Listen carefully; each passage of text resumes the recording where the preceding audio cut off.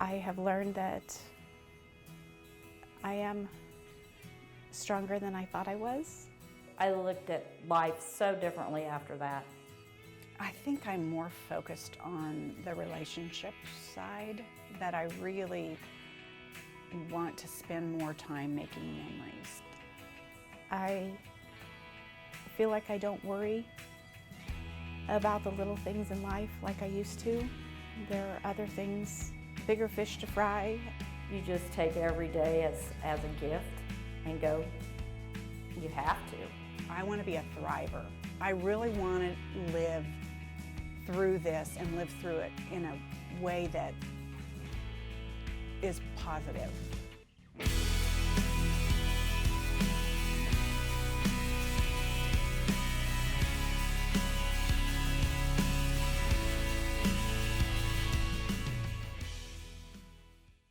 I am Tracy Coe, MD FACP. I am currently at Hayes Medical Center. I am staff hematologist and oncologist. Breast cancer is unfortunately incredibly common. If 1 in 8 to 1 in 11 of us are going to get it in our lifetimes, that number seems to be just out of proportion by far. We diagnose it much earlier these days, so breast cancer isn't always the same illness across the board that it was 10 or 20 or 40 years ago. Here in America, we have lots more breast cancer than in many parts of the world.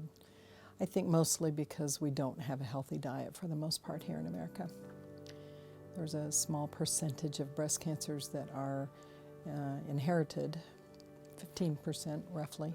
Breast cancer in particular has incredible new medicines coming down the pike, and they keep people around even with stage 4 cancer for many, many years. Hi, I'm Julie Slater, and I was diagnosed with ductal carcinoma in situ, stage 0 breast cancer in June of 2016. My name is Jana Horsfall. I'm from Hayes, Kansas, and I was diagnosed with stage 3 invasive ductal carcinoma December 29th of 2016. I found out I had triple negative breast cancer on August 27th of 2015, and it was stage 2. Grade is how it looks under the microscope. It's the speed of growth. So by default, patients will also say, how long have I had this? And if they have a grade 3 or high grade cancer, they haven't had it long because it's fast growing. Whereas a stage or a grade 1 cancer is still cancer, but it's a well-differentiated cancer, so it's probably been there quite a while too. Now, stage is how far in the body it has spread. So it's not how it looks under the microscope, it's how extensive the disease is, how big it is, how many lymph nodes involved, or if it has spread to another organ. So stage 1 is a very small cancer, no lymph nodes involved. Stage 2 cancer is bigger, usually without lymph nodes, but it can be a smaller tumor with lymph nodes too. And then stage 3 is a large cancer with lymph nodes involved, almost always. Stage 3 also includes inflammatory breast cancer, which is a particularly bad actor, fortunately very rare. And stage 4 cancer is of any cancer, including breast cancer, is a cancer that has spread to another organ. I went in for a routine mammogram, didn't expect anything. About 3 days later, I got a phone call saying that they had found a spot. Went to have the biopsy done. The first time I went through this process, I never actually had to have a biopsy done because the spot had disappeared. This time I actually had to have it done. They cut a little spot, stuck a probe in that area and pulled out some tissue. On Friday, expected the phone call to say, oh, you're clear, you're fine. They still hadn't called by 1 o'clock in the afternoon, and I had been told if they didn't call in the morning to give them a call back. So I did, and he got on the phone and told me they had found cancer. At that point in time, I felt like the floor had dropped out from underneath where I was standing. I hadn't expected those words to come out of anyone's mouth when they were talking to me. I was home by myself, so I had to process that information before I could let my husband and children know what was going on. I had read a book that talked about bioidentical hormones. So I found a doctor in town that prescribed them, and I went to him. So I started taking these bioidentical hormones, and I felt great. Loved them, all my emotions were great, I felt good, everything was wonderful. Well, the same doctor also had a process that you could do thermography in lieu of mammograms. So I had also read an article about that time they were starting to talk about, oh, you know, there's so much radiation in mammograms, you might not want to get them, and like an idiot, I believed it. And so I stopped doing mammograms and I started doing thermograms. That was in 2011. So I'm taking bioidentical hormones, I'm not doing regular mammograms, and I've never been good about self-breast exams. As I got out of the shower, as you know, in hotel rooms, you get out of the shower and there's this lovely mirror right in front of you. So I just thought, oh, what the heck? And I lifted up my arms and looked at my breasts, and I saw this lump, a very prominent, there's something there. I called right away and I set up a mammogram. So of course I went in, and of course they saw something. So the mammogram led to a ultrasound, which led to a biopsy, and they found a fairly large, well, big enough that you can see it obviously. And when she said, you know, you have invasive ductal carcinoma, I was like, okay, so what do we do? And I looked at myself in the mirror, which I don't usually do, but all of a sudden it was like something just didn't look right. And so I felt around and I thought something doesn't feel right either, so that's how I found out. And then I called my doctor and made an appointment. Went in and she said, yeah, it's probably what it is, and we'll have to run all kinds of tests to find out. When they actually called me from after doing the tests, I was mowing my yard and I was halfway done. So it was like, okay, I can't leave my yard halfway done. So I just went ahead and cried while I mowed, and then I was done. That was it. And then I thought, you know what? You're dealt what you're dealt. You just have to do with what you've got. So that's what I did. When I first found out, of course, we were all in shock.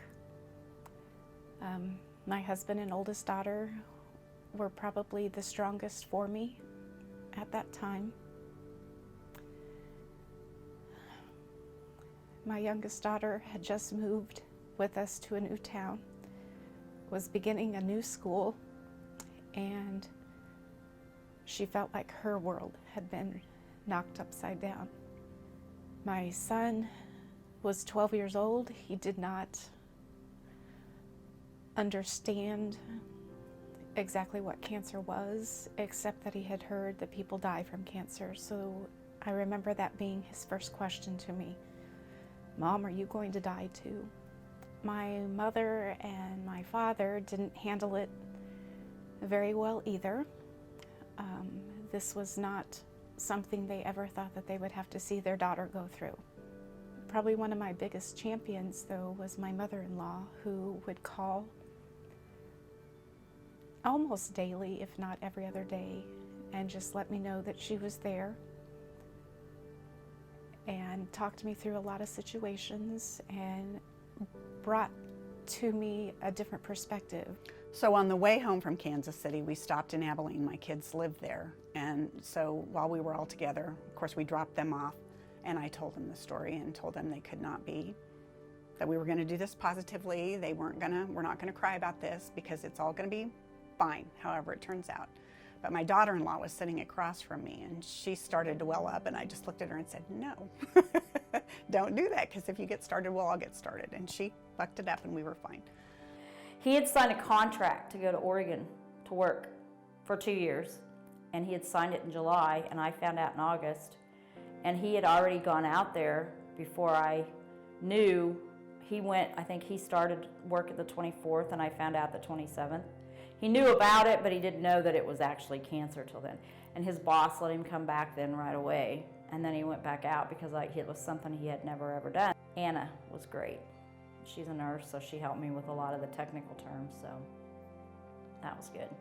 I think Matt wasn't quite sure how to take it because he hadn't, I think once he realized, he said it's a lot more serious than he thought. And Jesse was in Kansas City, and he of course said, well, if you need to, if you need to come to Kansas City and you want to stay with us, or if you go to the doctor up here or whatever.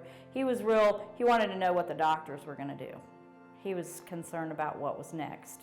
She was just a mess. And I said, Mom, you have got to stop, because I said, I need somebody to be strong, and you're going to have to be it. I can't. And she did. She's been with me all the way through everything. And At that point in time, she set me up with a surgeon at the North Kansas City Hospital, in which I went and visited with him. This was still in the month of June. We set up a time to have a lumpectomy.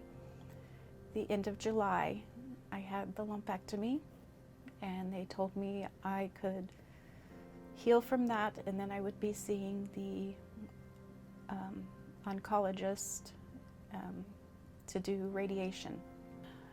About a week later, he called me and said, new research shows that the margins that you have are not clear enough. They wanted to go in and basically do another lumpectomy to make sure that the margins were wider. Set up an appointment to have a surgery number 2. Did that, and they call a couple days later to say, okay, you're clear. However, at this time, they said they found another spot and that I would have to have another surgery. So the following month, I had surgery number 3. A couple days later, they were calling back with the results and said they found 2 more spots. At this point in time, I struggled a lot. I could have a 4th lumpectomy. They didn't know what that would make my breast end up looking like. Or because they had found, at this point in time, 4 different spots that had traveled from central location more towards the center. They also talked about having a mastectomy done. October of 2016, I went in and had a double mastectomy done. And at that point, they could tell me that there was no more cancer. Along with that, because they had taken out all the tissue, I did not have to have radiation. I remember taking a picture after the surgery of both of my daughters hugging me and my mom on FaceTime, celebrating that I could use those words, cancer-free.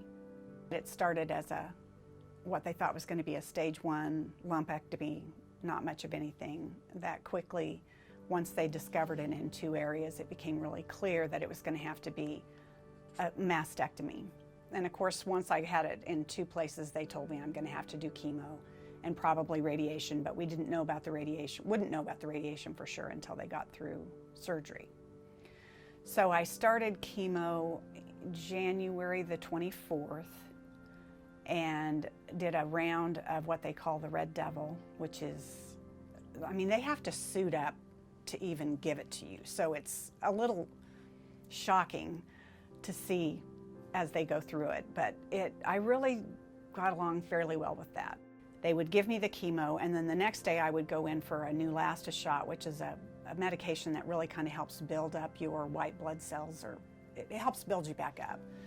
They gave me a couple weeks off, and then I started another round of Taxol. I was supposed to do 12 treatments of that, and it was every week. I couldn't do the Neulasta shot between those, and there were a couple of times when I had to stop because my blood levels dropped too low. And that was probably the biggest disappointment of all, because like I said, for me it was just, what do I need to do?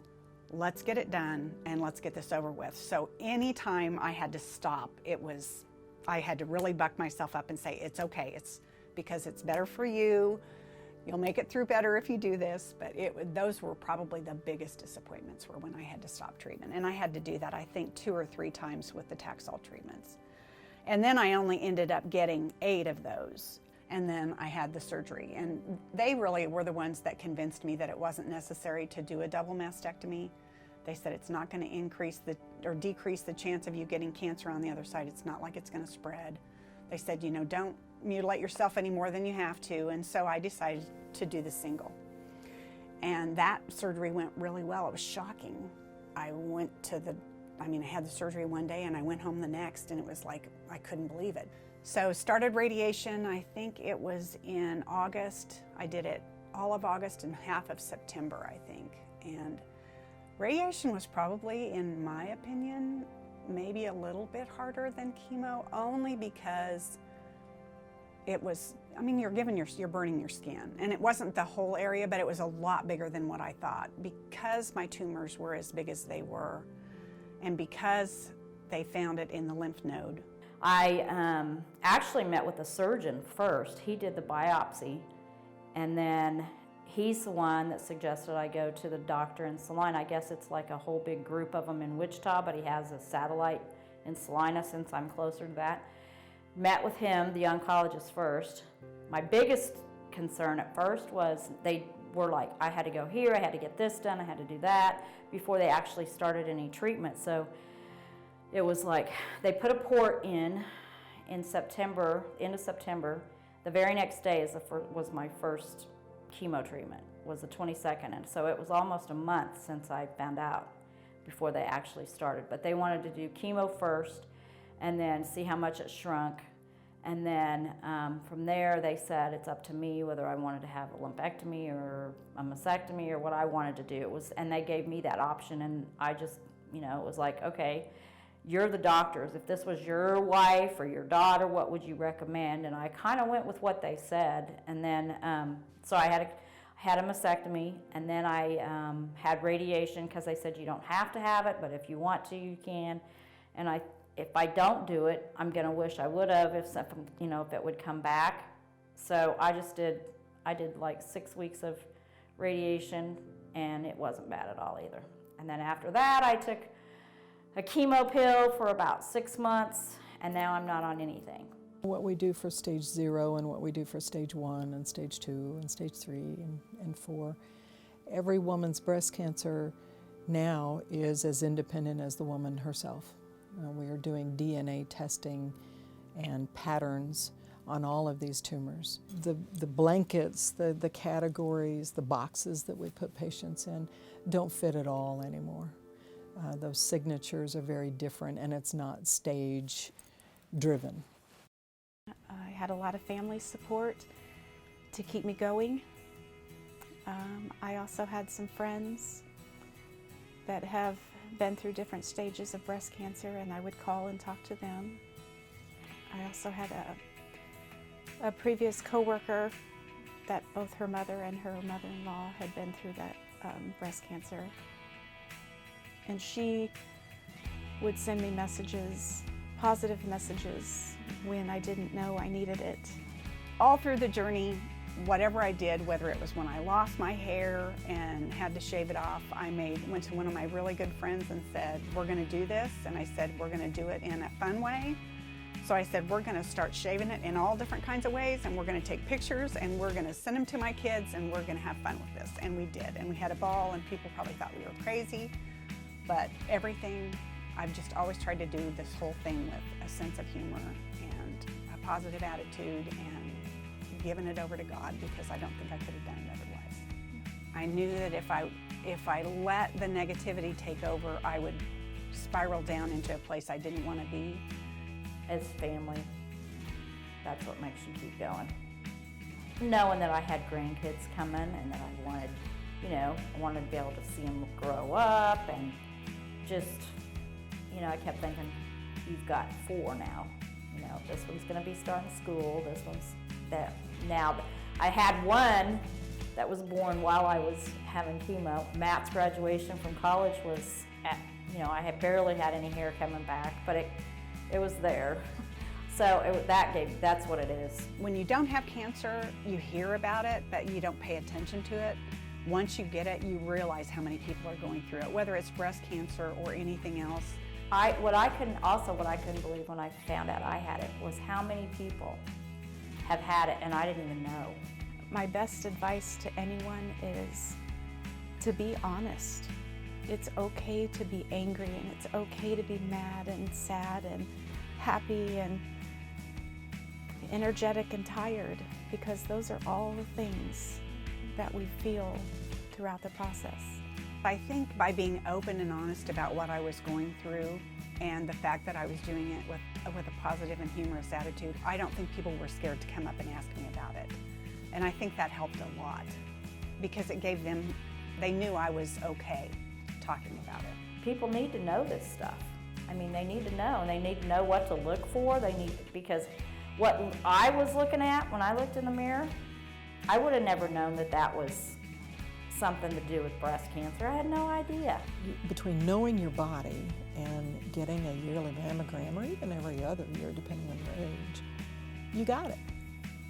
You got it. I mean, embrace a healthy lifestyle and eat a high-fiber, low-fat diet, and don't smoke. Do your annual mammograms. Do your self-breast exam.